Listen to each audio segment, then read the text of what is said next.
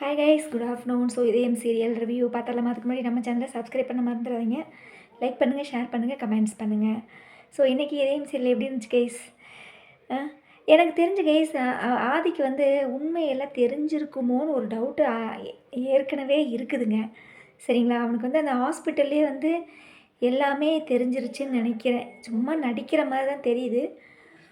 ஆனால் எப்படி வந்து கார் வந்து கரெக்டாக அந்த இடத்துல பஞ்சர் ஆச்சு, இப்படியே யோசிக்க தோணுது. சரிங்களா?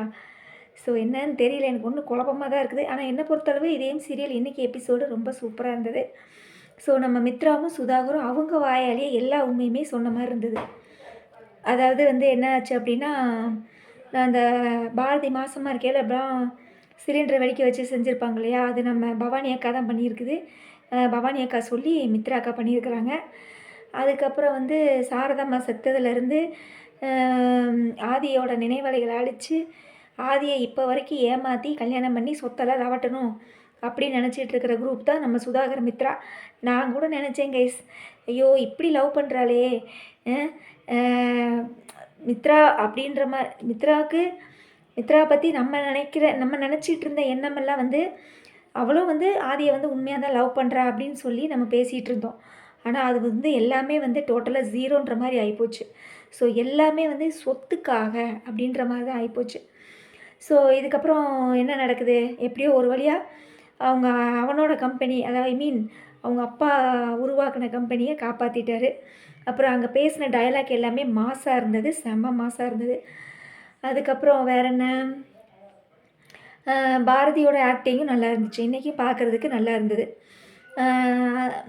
இவங்க 2 பேரும் எல்லாம் சுமூகமாக முடிஞ்சிருச்சு அப்படின்னு சொல்லிட்டு வீட்டுக்கு வரையில் காப்பி கேட்பான். அப்போ காப்பி போடுறதுக்கு பால் இருக்காது. அதனால் ஆதி போய் வாங்க போயிருப்பாராட்டிருக்குது. அந்த டைமில் வந்து நம்ம பாரதியை வீட்டை விட்டு அனுப்புறதுக்காக பவானி வந்து ஒரு ஐடியா சொல்லித்தராப்புல. என்ன அப்படின்னா, வீட்டில் இல்லாத சமயத்தில் பாரதி மேலே இந்த மாதிரி ஒரு, உங்களுக்கே தெரியும்ல கைஸ், ஒரு ரூம்குள்ளே ஒரு ஆம்பளையை விட்டு இந்த மாதிரி தப்பாக நடக்கிறாங்க அப்படின்னு சொல்லி நம்ம நிறையா சீரியலில் நம்ம பார்த்துட்டு தானே இருந்தோம். அதே மாதிரி இங்கே பண்ணுறாங்க. சரிங்களா? அப்படி தான் எனக்கு தோணுது. ஏன்னா பவானி சொன்ன ஐடியா அந்த மாதிரி தான் தெரியுது. ஏன்னா மித்ரா வந்து ஒருத்தங்கிட்ட இப்போ வெளியில் நின்று பேசிகிட்டு இருக்காப்புல, சொல்லும்போது உள்ளே வா அப்படிங்கிறாப்புல. அப்போ பாரதி வந்து அந்த ரூமில் வந்து இருப்பாளாட்டிருக்குது. இவன் உள்ளே வந்து இருந்திருப்பானாட்டிருக்குது. நம்ம ஆதி உள்ளே வரையில் இவன் வந்து சட்டை பட்டன்லாம் அப்படியே கழட்டு ஆக்டிங் பண்ணுற மாதிரி பண்ணுவாங்க.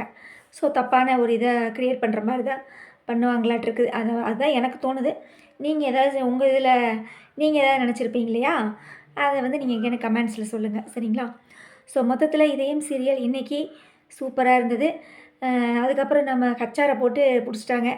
ஆதி வந்து உள்ள ஆஃபீஸ்க்குள்ளே வர்றதுக்கு இந்த கச்சாரை தான் காரணம்னு சொல்லி ஹண்டால போட்டு அடிக்கிறாங்க.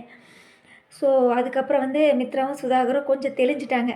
சரி, அதாவது எல்லாமே கரெக்டாக நடந்தாலும் இந்த பவானி மேடத்துக்கு வந்து நம்ம மேலே ஒரு டவுட் இருக்குது, இவங்களையும் நம்ப முடிய மாட்டேங்குது, அதனால் எப்பயுமே இவங்களையும் நம்ம ஒரு கண்ணு வச்சுக்கணும்னு சொல்லி மித்ரா தெளிவாயிட்டாப்புல.